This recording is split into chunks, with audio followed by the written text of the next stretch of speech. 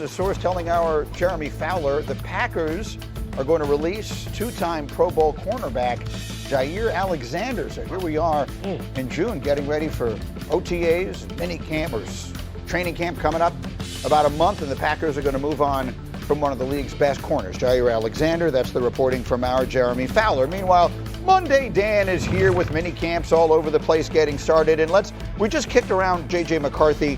What are your expectations for him in what essentially is his rookie year? Individually, to perform this very similar to the way that Sam Darnold did last year and get this team in Minnesota in a similar situation that Sam did last year. I think 30 touchdowns and over 4,000 yards are very real. This will be a top 5 offensive line. It's a top 5 skill group. He has one of the best coaches and play callers in Kevin O'Connell in the NFL, and the way that he plays football and the rhythm of his game is perfectly suited for how they call plays in Minnesota. All right, how about Bryce Young? He finished pretty strong last year. What do you expect from him in year 3? Unbelievably sneaky, huge year for the ex-number 1 pick. Finished last year after the Munich game, final 8 games, 12 touchdowns, 3 picks, and okay, is this the guy that is going to be the future? They draft Ted McMillan out of the University of Arizona. I fully expect Bryce Young to remind everybody, hey, I am plenty capable of being a very high-end starter in the NFL. That's a guy that the world was giving up on during last season. Now I agree with you. Expectations a lot higher. And then we talk about the man who was the storyline of the draft. What is your sense right now of Shedeur Sanders in Cleveland? Is the chatter real? And that's my question. And can you make Cleveland and Andrew Berry, the GM, and Kevin Stefanski, the head coach, say, why not? You've heard a lot of reports from a lot of different people, like, man, Shedeur looks really good in this OTA or really good at that OTA, or he's commanding the offense.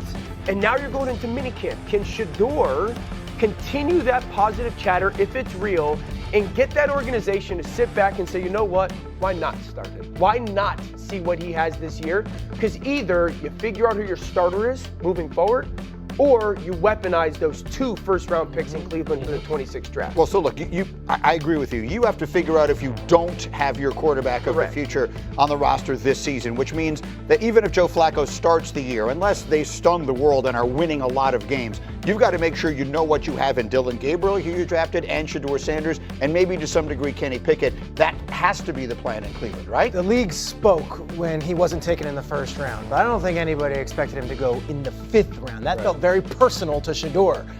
That said, I'm told that he came into mini camps, and I spoke to people this weekend, and was as good a young 3rd-day pick you could imagine in how he handled himself.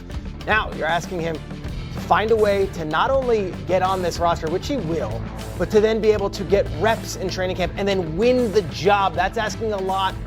However, you're asking a quarterback room that doesn't have that. There is no Jared Goff or Matthew Stafford in there. It is wide open if you're thinking the best man can win. He might have the most skills. It's just really hard as a day 3 pick to do that in June. He's gonna have to do it in August. You know, and listen, I'm wrong so often that I'm allowed to point out when I was right. The week after the draft, I said, just watch. The stories coming out of there are going to be, Browns pleasantly surprised with what they see from Shedeur. They have every reason in the world to want this to work. He has a 5 next to his name as a 5th-round pick, but he was at worst a 2nd-round talent. There's every reason in the world where they could come out of this looking like the same geniuses that San Francisco looks like for taking Brock Purdy, where they did. There's nothing but upside for Cleveland in this. Absolutely. And listen, if I'm the Cleveland Browns, I know what Joe Flacco is. Right.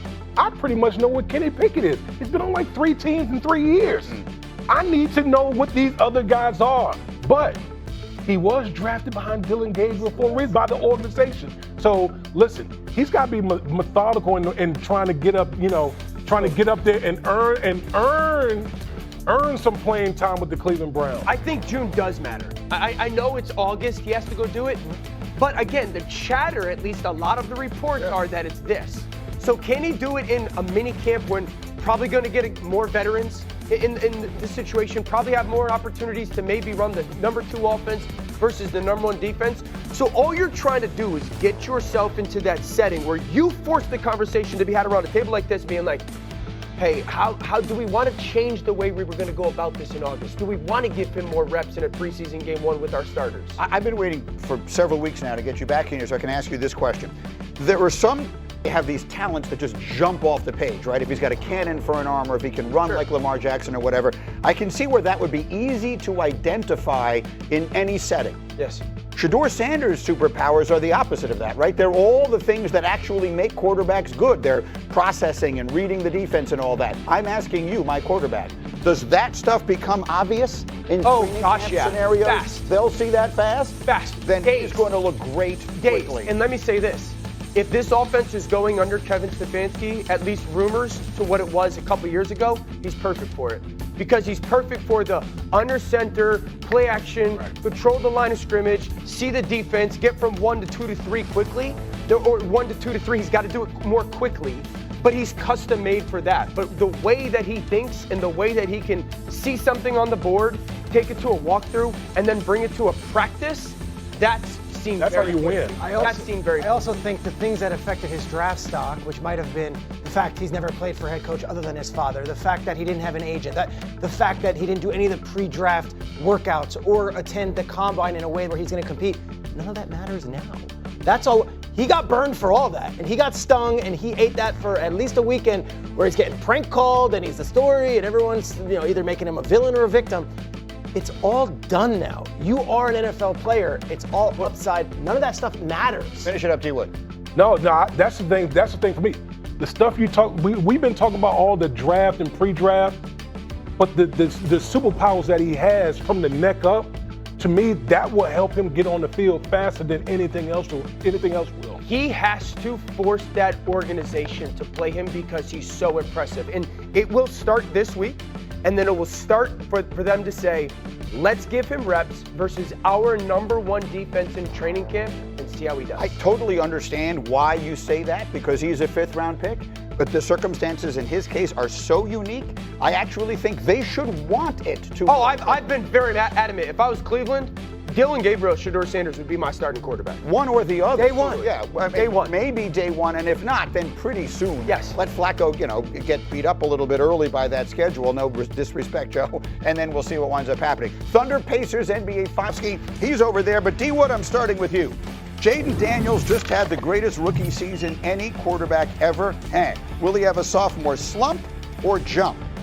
It's crazy, with the year he had. I want to go jump, man. I just think, the second year in the same system under Cliff Kingsbury. Well, give him the MVP then. Yeah, he's going to be in play. I can tell you that.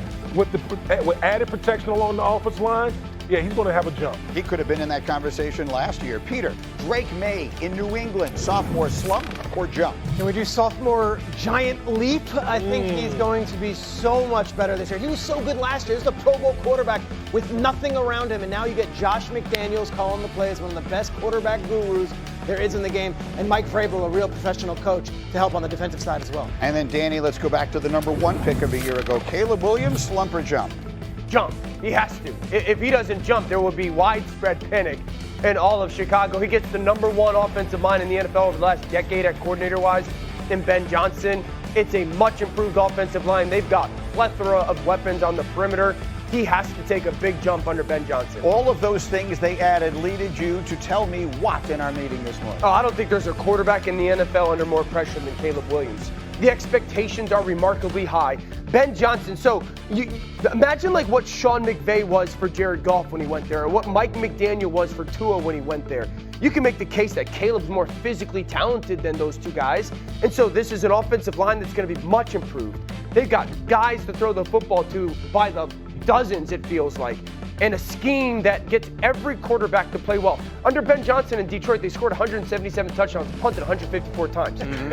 Okay, so like the expectations should be exponentially high, and Caleb has to meet them. You buying pressure, Peter Schrager, the most pressure of any quarterback in the NFL? No, I don't think he's got the most pressure. Dan, yeah, I agree. They gave him everything. 6 new offensive coaches, all these weapons. Right. Last year was almost as if it's a mulligan. This is his rookie year to me. I don't think anyone blames him for last year. I look at J.J. McCarthy in Minnesota, who's stepping into a 14-3 team that was a game away from winning the division, have the #1 seed, and they're saying, well, J.J. McCarthy, you're great. We saw it in college when you handed the ball off a bunch of times. Take the reins and go. Here's my pushback to that. One was the #1 pick. One is an organization, a city, a football team and fan base that has never had the quarterback that they've wanted. I think Minnesota is the easiest place to play quarterback in the NFL this year. I fully expect J.J. McCarthy to throw for 30 touchdowns and 4,000 yards. In Chicago, because again, the conversation or the noise around Caleb, some of it to his own of saying, I didn't want to go there initially. Now everybody's going to go, you have no excuses anymore. Like, we got the offensive mind. You have to go throw for 4,000 yards. You have to be one of the reasons why we are contending for the playoffs. See, would those two play each other on the